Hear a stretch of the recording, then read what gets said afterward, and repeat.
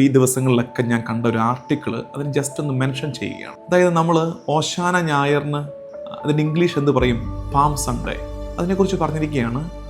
Y should we use palm Sunday? Why can't we say Oshana Sunday? Oshana മലയാള വാക്കല്ലല്ലോ. അതുകൊണ്ട് ഓശാന Sunday എന്ന് തന്നെ ഉപയോഗിച്ചുകൂടെ? പാം സൺഡേ എന്ന് പറയുമ്പം ഏതോ പനയോല എടുത്ത് ഓശാന പാടിയവർ ഇട്ട പേരായിരിക്കും പാം സൺഡേ. അതിനേക്കാൾ കുറേ കൂടെ ബിബ്ലിക്കൽ, കുറേ കൂടെ മീനിങ് ഫുൾ ഓശാന സൺഡേ എന്ന് തന്നെയല്ലേ? അതുകൊണ്ട് നിങ്ങൾ പരസ്പരം ആശംസകളെ അയക്കുകയും നിങ്ങൾ സംസാരിക്കുകയും ചെയ്യുമ്പോൾ ഇംഗ്ലീഷിലാണ് നിങ്ങളിത് പറയുന്നതെങ്കിൽ try to keep it as Oshana Sunday. ഇത് ഓശാനയ്ക്ക് മാത്രമല്ല, ഇനി വരാൻ പോകുന്ന പെസഹ മോണ്ടി തേഴ്സ്ഡേ എന്ന് പറയാൻ നിൽക്കണ്ട. കാരണം പെസഹ എന്നുള്ള വാക്ക് മലയാളമല്ല. അതുകൊണ്ട് പെസഹ തേഴ്സ്ഡേ എന്ന് തന്നെ പറയാൻ ശ്രമിക്കുക. അത് കുറേ കൂടെ എനിക്കത് കൺവിൻസിങ് ആയിട്ട് തോന്നി. എൻ്റെ ആശയമല്ല കേട്ടോ, ഞാൻ ഈ ദിവസങ്ങളിലൊക്കെ കണ്ടതാണ്. അത്തരം മെസ്സേജുകൾ കണ്ടു, നല്ലതായിട്ട് തോന്നി, അത് അപ്രീഷിയേറ്റ് ചെയ്യണമെന്ന് തോന്നി. അതുകൊണ്ട് നിങ്ങൾക്കത് കൺവിൻസിങ് ആണെന്ന് തോന്നുന്നുണ്ടെങ്കിൽ അത് ഏറ്റെടുക്കുക.